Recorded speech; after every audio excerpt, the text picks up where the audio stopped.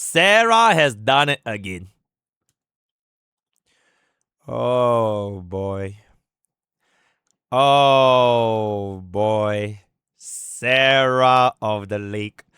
Once again, just coming in hot with the no context hashtag Endfield. Alright, let's take a look over here, right? We have a insane with a S, I with an A, yay with a capital B, no comment with a C, and ew for an E, right? So I have no idea what this tier list is because we do not have any context. But chat, what do you think this tier list is, guys? What do you think this tier list is? What could this possibly be about? You know what I'm saying? You know what is it? ENVA physical DPS main. It is a physical DPS main. Alright, the top 3 units are all physical. I mean, Amber is basically physical. Oh, it's Serra's mental state. I see. How is Amber top and Ardelia at the bottom? Wait, where's Ardelia again? Oh, wait. Ooh. Okay. Okay, wait, chat. To be fair, if you were a physical main, you actually wouldn't run Ardelia in physical teams. You would only run Ardelia in kind of everywhere else except physical teams. Maybe you don't really even need to run in electric because you can just run Endal. But if you are physical, you probably won't even raise her. You are gonna be sticking with assuming you have both Leain and Pokke, and then just slap on the Panda as well as Chen. If you only have either Leain or Pokke, Leain or Pokke, then just slap on admin. In no world would you actually use Ardelia in the physical team anyways, because you're gonna want to get as many stacks of those vulnerable as possible. So I can kind of see why she's at the bottom if Serra is gonna be a physical main. That being said, you also wouldn't really use Amber, because Amber is basically like Japart. It's like a Japart DPS. But that being said as well, is that Amber is hella comfortable. Like, you can literally just stand there unfazed and then just spam left click and then breath skill with the rest of your team. And it's like very, very easy to play. So there's that. I'm just gonna assume this is going to be Serra's tier list for their favorite team.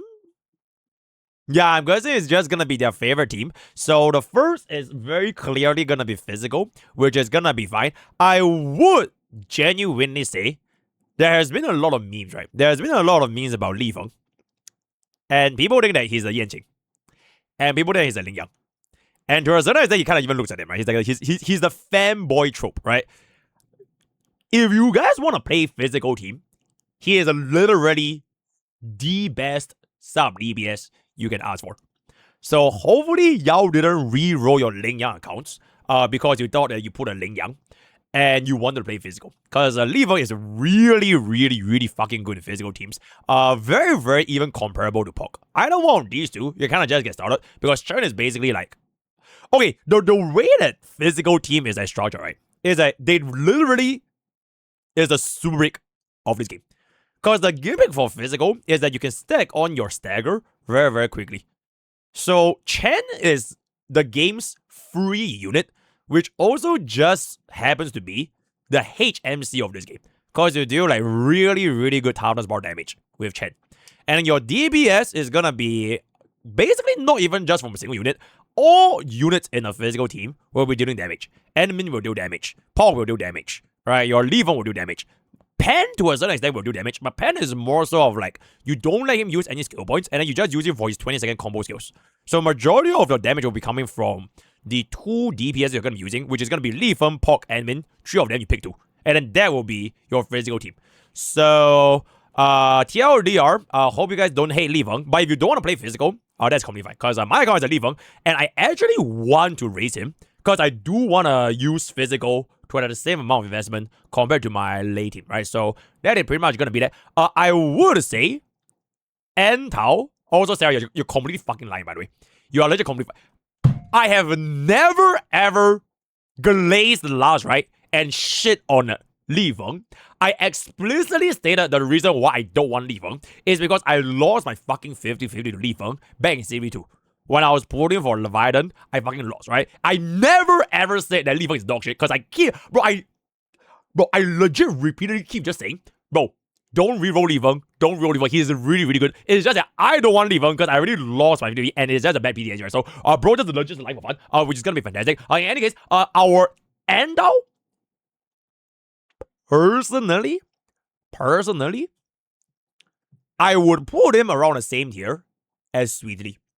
Because the thing with Endo is, right? Okay, both Endo and Sweetly, they got nerfed from CBD3 by quite a considerable amount. Alright. He used to be giving us a 38% vulnerability or like the amp. Now it's gonna be less than 30% after nerf. So at this point, it kind of just depends on what you want to roll. You would definitely run him in single target content because his debuff only work on a single target. So if you're like all your like Rodan, right? Your Rodans, your what you call it? The giantess girl, right? You definitely run him. But if you're gonna be up in like overworld, clearing your random mobs, farming stages, you will almost definitely not run Endo because it's just a little bit annoying to play him. And depending on which unit you're gonna be running him on, you would probably only stick him really in like electric and fire. Yeah. Whereas for Arcade Queen, okay, to be fair, you also really just run bro in heat for like your level 18. But I could see a world where you wanna just use her for the skill point battery. I think right now, Sweetly has the most amount of skill point generation. Because I think she is the only ultimate that gives you that shit amount of skill points. And its cost is really, really low. And you basically get her for like a free P5. So that is going to be there. I'll rate them both around the same. Oh, right, and she has Link. Right? So I'll rate them both around the same place. But it just depends on the character. For Electric Team, if we are going to be ranking Arclight here, I will just yoink Yavon to the same day as whatever she's going to be.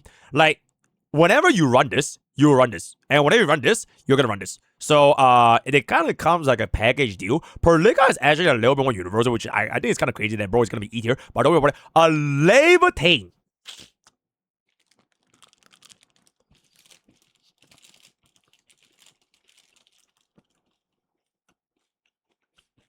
Wait.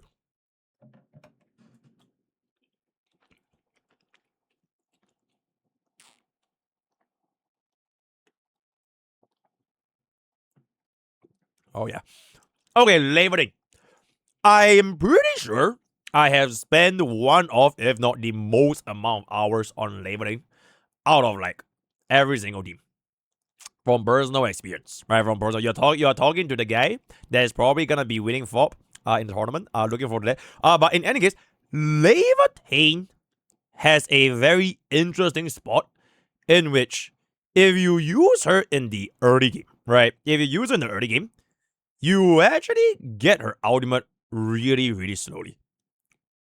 You haven't gotten access to your energy regeneration pieces from your one piece of gold, which is the jade gold, that gold piece, which means that you are gonna be taking 3 full rotations, 3 full ESC rotations, just to get 300 energy. Alright, okay, in the overall, you have Wolfguard, maybe you have a little more AoE, maybe it's gonna be a little bit better. But the experience playing Levitain in the early game is actually a little bit really, really uncomfortable. I would dare say in the early game, physical team, okay, actually even like in mid game, physical team feels a lot more straightforward to play. You don't really have like a big damage downtime where you need to rely on Levitain's ultimate to deal big damage. Because physical team just slams like lift, right? Slams your stagger, right? Slams your crush and everything. And they just deal like a kabillion damage. Just like Super Break, right? So also, I think physical team is just way easier to play. And a lot more straightforward. So technically in that sense, if you only wanted to play one team, and you wanted to save all your boosts for like whatever other unit, I don't think that's a big deal if you skip Levitain. Like, you're not really missing out on anything per se. Because this game's focus is not really on combat. I'm pretty sure most of you guys who have played this game long enough will agree. Horror Knight's Enfield's main focus, legitimately, at least for the first, I would say like 40 hours, is on AIC. There's almost like no combat events that you need to give a shit about. And there's no refreshable endgame, at least until the next like I think 1 week. So whether or not you get like the meta tier 0 DPS with a meta tier 0 team is irrelevant. The only thing is you're going to be spending pools to get Levitain, whereas physical team is completely free. So maybe in the future, like 1.1, 1.2, they have like actual combat events, like their Spiral Abyss or whatever it's going to be. I have no idea what it's going to be like. Then maybe you care a little bit more for the combat. But I think like as an early game, right, if you are doing like, for example, like a no pool account, you just don't want to pull any unit for the entire 1.0, I think it will change like absolutely nothing for you. Because physical team is just that comfortable, right? So that is gonna be my two. And this is coming from someone that I've been playing with him like so much throughout like this entire time. So that is gonna be it. I would say it is if you are talking purely about like highest damage, she's definitely gonna be up there. But like where you even want to spend your push for her, I don't think it's gonna be like a big deal if you miss out. Because like she doesn't really impact your early game experience because you can just use physical team, and it's not like she will save your late game experience because there's nothing to be saved. Because there's no content, right? There's no spiral beast. Your late game as a casual, as jobbers coming back from your jobs, right? It is to build your factory. It is to develop your regional levels. So combat is almost non-existent, and you can kind of just run whatever you want to run and get everything out now with, right? As long as you have levels, right? As long as you have your level 80 on your main DPS, you have your level 60 on your gold gears, you can just do everything, right? So that's gonna be a Snowshine. What does she even do? Gilberta and Yavon, honestly, you know what? I think they can all be on the same reasoning I'm giving for Levitain. I can just give it these two. It's just that my experience with these two are going to be a lot lesser, so I'm not going to comment too much. But just from 1.0, if you wanted to just run mono physical, then by all means just go for it. So that kind of pretty. No comment on Chen. Okay, I'm not sure why no comment on Chen. Maybe Serra just never tried Chen before. But you need to try Chen.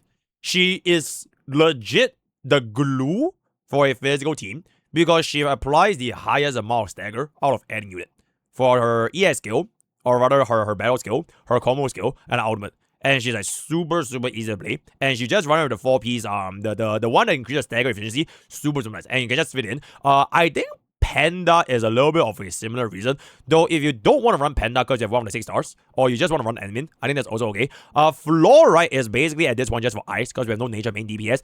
Estelle is also the same thing, just for ice. Both of them have their own problems, which is like the application is going to be a lot slower, compared to, for example, say Wolfguard. And everything else over here is like, I have no comment on this. Wolfguard, if you want to play Leigh, I'll definitely run, bro. This one I already mentioned. This is Arlen. I really think Perdega is like super nice because of electrification, right? The arts reaction for electrification, which is arts damage taken. So you can kind of just run her with either mono electric, or you can even run her in ice teams, like crowd teams. Maybe someone in the future will replace her slot when we get a better Xiaohe, but that's gonna be that. Okay, last, right?